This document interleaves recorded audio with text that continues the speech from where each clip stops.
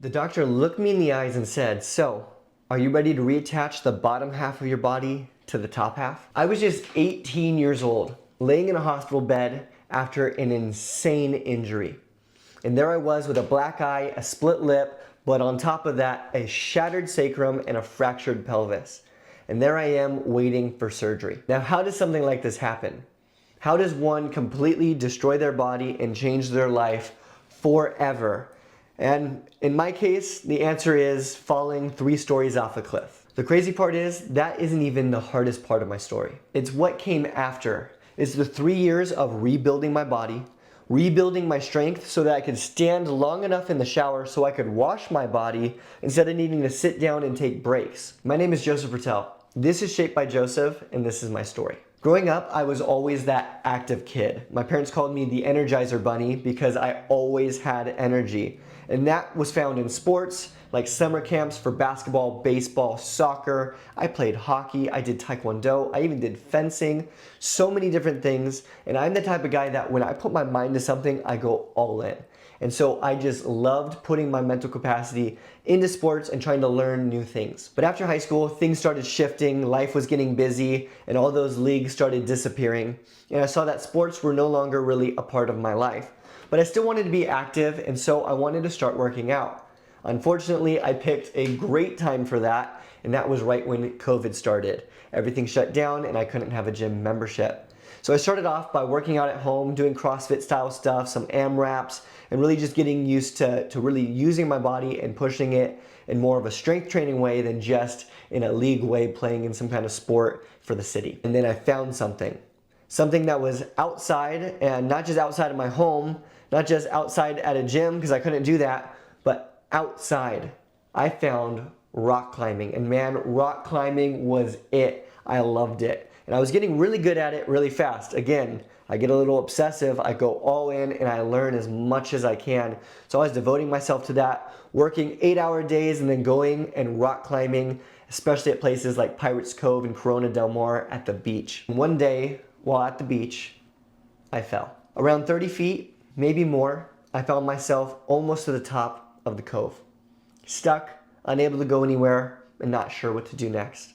Lasting as long as I could in that rock face, I ended up pushing off so I wouldn't fall on the rocks below me, and there I was completing my death fall. I woke up laying on the sand after knocking myself out, with people around me praying for me, and not knowing just yet that I had just shattered my sacrum and fractured my pelvis.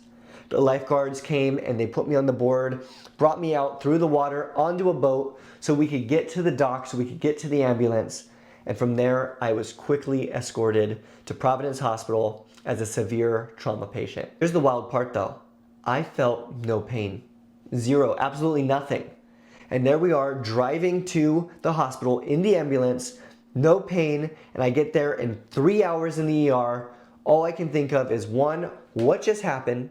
And 2, I felt like I lied to my family because I told them that I would be safe, that I would take precautions, that I wouldn't do anything stupid, and I felt like I failed them. I waited 4 days in the ICU, 4 days to have surgery, and it just kept getting pushed. And I kept thinking to myself, if this is what I look like after a death fall, then what does the person look like coming in? Because that's what it's called. It's called a death fall when you fall over 20 feet because most people die at anything higher than that. And I just kept thinking, man, they must be in such a worse case than me. I really hope they're okay, but then also I really hope I get to have my surgery soon. And then that's when it happened. The morning of my surgery, the doctor walks in to sign off on everything that we're about to do in surgery. And that's when he looked me in the eyes and says, "So, are you ready to reattach the bottom half of your body to the top half?" I hadn't fully understood what was happening. Apparently, when you shatter your sacrum the way I did, it's almost like you're not connected and you need to reattach the top to the bottom. I honestly just praise God that I get to walk, and I also praise Him for all the things that I get to do now as a fitness coach. But in that moment, I knew that all I could do was trust that the Lord knew what He was doing. I woke up back in the ICU, but I was so drugged up, I barely remember that, and ended up waking up in the regular care unit and was so blessed. The nurses and the doctors saw that my recovery was having a hard time, and that's because I'm a family guy. I love my family, I need them around me, and so they actually blessed me. Even though COVID was in full swing, hospital was in lockdown, They allowed my parents to come in and allowed one in at a time, 20 minutes each, to lift my spirits up. I was in the hospital for 7 days, one whole week, and got to leave on my birthday, and what a gift that was. Probably one of the best birthday gifts I've ever had, getting to leave the hospital. But it was so sweet because the nurses came in the morning of for my early morning blood draw, and they came in with pancakes and eggs and bacon, and they had balloons made out of the gloves that they wear, and they celebrated me and just tried to make me feel as special as possible. I really cannot share how blessed I was by that and how grateful I am for such an amazing staff and team that were there, really caring for me and being my lifeline while I was there for that whole week. There was word that I was going to get to leave that day, but we weren't for sure, and so my family came and made lunch and had a special birthday time with me. Some of my favorites: homemade lasagna, salad, King's Hawaiian roll bread, and also brought me some birthday gifts and some balloons and celebrated me right there in the hospital. I was still living with my parents during the time, and so we actually left the hospital and went from there back to their house once I got discharged. And the crazy thing is, they actually moved from our previous house into the new house while I was in the hospital. And I was definitely having a hard time transferring from the hospital into the home, as it just was very uncomfortable to drive. And once we got back to the house, my dad looked at me and saw I needed him to lighten the mood a little bit. And he just looked and he said, "Listen, if you didn't want to help us move, you could have just said so." And we all laughed together and had a fun little time, just kind of lightening the mood. And there I was, getting ready to sleep in his office in a hospital bed for the next 3.5 months. The only time I was allowed out of that hospital bed was when I was getting into my wheelchair, because I was not allowed to stand up. I was what we call non-weight bearing for all of those 3.5 months. I had atrophied 43 pounds, and I remember just feeling so weak, weaker than I ever thought I could ever be. But I will never forget my first outing. It was with my girlfriend, who I'm married to now, and she took me to the Vans outlet because they were doing a buy one, get one free, and it was gonna be fun because I got to have something new. It's like getting a little special gift, and also a remembrance of my first outing, my first time getting to be out of the house. I will never forget the moment we parked. She parked the car, I'm there sitting in the passenger seat. She goes out and gets this heavy wheelchair out of her trunk, lugs it over to me so I can transfer into it. And in that waiting period, I've never felt so weak. I felt embarrassed, I felt ashamed, because I promised her that I would be safe. Again, I was feeling like I had failed her and my family in my promise, that I had lied to them because I didn't stay safe. I didn't use my brain, and I took a risk that wasn't worth making. Honestly, some of these lies were the things that really hurt more than the injury itself. But you know what actually hit different? The shoes. The shoes hit different. You do not realize how heavy Vans shoes are until you've atrophied 43 pounds and have no muscle in your legs. I remember just having those shoes on with my feet on the holders of my wheelchair, lifted up, and yet my legs were still exhausted from the weight of having those shoes on. That is one of the main moments that I truly realized how far I was gone. And it's there that I realized I am gonna have a hard time rebuilding. Eventually, I was able to stand up again 3.5 months later, and my new goal from everything that I had in my mind of rebuilding was, I want to be able to stand long enough in the shower to clean my entire body. I remember I would get my body wet, and then I'd have to sit down to relax and let my legs just have a moment so that they could have strength to stand back up again and shampoo my hair and sit back down and stand back up, and it would take me forever to take a shower. I never thought that I would complain about needing to take showers longer than 20 minutes. Normally we want that steam, that hot water, and enjoy it. No. I was done with it. I was so tired of taking so long to just bathe my body. This hit your pride in a way that I definitely wasn't ready for. And if I'm being honest, I felt emasculated. I felt useless. I felt so weak, and I was so disappointed in myself. At one of my checkups, I was talking to my doctor, and he explained that my old 80% would be my new 100%. And I'm gonna be honest, that has never been the way that my brain is wired. I do not like closed mindsets. I don't work with a closed mindset. And so I knew in that moment, I had a challenge for myself. Your old 80 will not be your new 100. You are gonna overcome this, and you're gonna be stronger than you were before. It took 3 years The doctor said it would take me 1 to 2 years to recover, but that third year was really recovering, not just because I couldn't do things anymore. Now I could perform activities, I could work out. It was the recovery from those. I would do whatever workout, whatever sport event with a friend, and then I would be dead for days. My energy wouldn't come back. And it took that final year, that third year, to start building back the recovery energy to bounce back quicker. Over this time, it completely changed my life, bettered my life forever. I got closer to the Lord during this time. I got closer to my family. I got closer to my girlfriend at the time. And I truly believe that Hannah and I going through that together while dating, going through something so hard and sticking together, pushing hard in something that felt so impossible, really strengthened us and created a bond that allowed our marriage to be where it is today. I am happy to report that my old 80% is not my new 100. And you could ask my wife, Hannah will tell you, I am at 140%. I am stronger than I ever was, and I am just getting stronger as the days go on, as the weeks go on, as the months. I keep bettering myself every single year. But that's not me, that is God. It is by His grace and His mercy that I am where I am today. Now, while all of this was happening, I was actually pursuing being a pastor. Ever since I was 16, I thought pastoral ministry was what I was going to do vocationally. I got my undergrad in biblical counseling, and after graduating that May, I got married to my wife in June. 3 months later, I was enrolled in seminary, commuting to LA twice a week, and it was then that I realized my recovery was not fully done. That third year of having my mindset and my mental strength come back and recover quickly, I thought we were past that. But now commuting to LA twice a week, all the homework load, all that I was doing, it wasn't normal school tired. It wasn't the normal thing that I felt. And it wasn't just because it was grad school. My body was struggling. And it's where I realized that my recovery was still in the process of getting to full strength. This was such a busy time in my life, and it got so full. From getting married, to starting seminary, to getting a husky, to getting a second husky, so that first husky had a friend. We now have Robbie and Leia, and they're crazy, they're psycho, we love them. But life was just getting crazy. Homework, commute, working in the ministry, not making a lot of money and trying to make ends meet. It was stressful. During this time, fitness started to take a back seat. After everything that I went through, everything that I rebuilt, it was a distraction and I wasn't focused on it. And slowly but surely, somewhere down the line, I stopped looking at myself in the mirror and stopped paying attention to what my physical health looked like.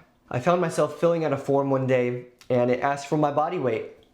Quick answer, 172, just like it always is, for years. And I thought, you know what, let me go ahead and weigh myself. This is an important document.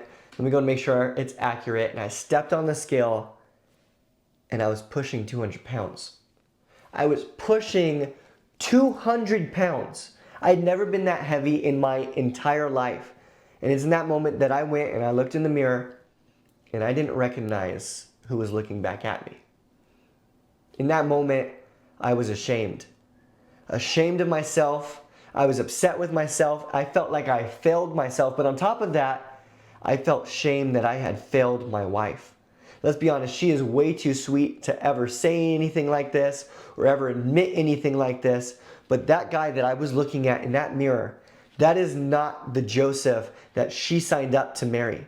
That is not the version of me that she signed up for. It was in that moment that I knew something had to change. I was not going to let this go any further, and I wasn't going to keep it where it was at, and I started taking my health and fitness seriously again. But it was no longer a distraction, something that I had to put off. I quickly saw it becoming a calling. After months of starting to think through, am I really going to move from pursuing pastoral ministry, something that I have been pursuing for years now? Am I really going to leave this and start pursuing personal training, being a fitness coach? And so as I started thinking through it more and it started weighing on me and being this more of a serious decision that I had to make, my wife knew that I like to talk things out. And she encouraged me to go down the street and check out some of the gyms nearby and ask the owners what it's like to work in the fitness industry. And the Lord, in His guidance, led me to where I work out at right now and also where I work at as I teach the group classes once a week there, and brought me to this gym, the OC Lab in Anaheim off La Palma. And literally, it's like 12 minutes from my house, leads me there. And I just say, hey, I was curious if the owner's here. I'd love to just ask him a couple questions so I can kind of see what it's like to work in the fitness industry. I'm starting to think through that. I'm in a career right now, and I think I'm changing everything. Rich came out. I asked him for 20 minutes. And it so happens that the Lord didn't just lead me to this awesome gym. The Lord led me to Rich, who's a fellow brother in Christ. And Rich didn't just give me 20 minutes. He gave me over an hour. And it's where he really took the time to really teach me and show me that working out and training and really being a personal trainer, helping people hit their goals in the gym, is so much less about what we look like physically and more about what they're going through emotionally, personally, spiritually. And he showed me that it's really more than just sets and reps. It was there that I thought this whole time I was gonna be in pastoral ministry, be a vocational pastor. And it was right there and then as Rich was explaining me the need for people who can understand more than just sets and reps, but understand people and their need and their hardships. And being a biblical counseling background from my undergrad, I was prepared for that. And I realized the Lord was preparing me not for pastoral ministry, but for what I refer to as fitness ministry. In March of 2025, I started my company, Shaped by Joseph. My drive, my focus is to help high-performing men get in the best shape of their lives without sacrificing their passion. Because that's what I thought had to happen for me to have the fitness level that I wanted. I was pursuing my passion, and at the time what I thought my calling was, and that was pastoral ministry and working in the church, and my health slipped away. It took a dive. And I thought, like so many people, that in order for my health to get better, in order for my fitness to be a priority in my life, that my career, my passion would have to take a dive as well. This is a lie that so many people believe. But the truth is, it doesn't need to be a one or the other, a this or. You can have both. Here's what I've seen in my own life. By prioritizing health and by prioritizing fitness, the discipline that it takes to see where you're at weight-wise and decide, no, I'm going to weigh less. I'm gonna have less body fat on my body. The workouts, the structure it takes to schedule your week, to watch the food you're eating, to track it, and to make sure that you are doing the things you need to do to hit your goals. The discipline that locks in spreads to the other disciplines in your life. My time with the Lord has gotten better. My time with my family has gotten better. And I see myself more disciplined in creating this business that I love, that I can help people. It's not an and or, it spreads and it allows you to be so much better. It structures your life in a way that you don't have when you're not setting goals for yourself on a daily basis. When you're working out on these days and you're watching your food for these meals throughout the day, it's such a structure where you're not flying by the seat of your pants, but you're actually controlling your time, you're controlling your life, and you're building towards something great. And the thing that I like to say when it comes to locking in on the discipline of health and fitness, and you see it spread to all these other disciplines in your life, it's like discipline multiplies discipline. It builds on itself. And as you do that, you build momentum. That momentum keeps going. And as you do that, you find, I feel unstoppable. Now, there are times when you feel tired, but there is so much more optimization of your time. And there's so much more range that you have. You have so much more that you can do because you are strong. And I truly believe that we are in a culture right now where men need to get up. It is time to get off the couch and push some limits. It's time to stop doom scrolling. It's time to stop choosing leisure and comfort over the hard things, because it is time for you to be the man that God designed you to be, the man that your family deserves for you to be, and the man that the future you is counting on you being right now so that you could be that person down the line. I truly believe you cannot lead well if you're killing the horse. You cannot pour time and energy into your family if your tank is on empty. And that is where fitness is not vanity, it's not selfish, it becomes stewardship. It's how we become good stewards of our body and glorify God with our bodies. This is what I've built Shaped by Joseph around. It's not about crash diets or obsessive gym culture. It's about healthy, sustainable, balanced ways to live your life so that you can live it to the fullest, enjoying the journey, pouring into your business, pouring into your passions, pouring into your family, and glorifying God with the body and the time and the things that He's given us to enjoy. By pursuing this balanced way of living, you will grow professionally, physically, mentally, and spiritually. So that's my story. That's where I've come from, and that's why I'm here. And if any of that resonated with you, Maybe you too are finding yourself in the moment where you're looking in the mirror and you don't recognize who you're looking at anymore. Or maybe you recognize them and you're just not happy with what you see. Maybe you realize that you have so much more potential, but you lack the accountability, the push, the discipline, the structure to get you there. Then this channel's for you. No more victim mentality, all right? We're done with that. No more coping, no more procrastinating. It is time to act. It's time to be the man that God designed you to be. Let's pursue excellence together. Subscribe and drop a comment below and let me know where you are starting from. I would love to hear where in your journey you are, and let's get to work together.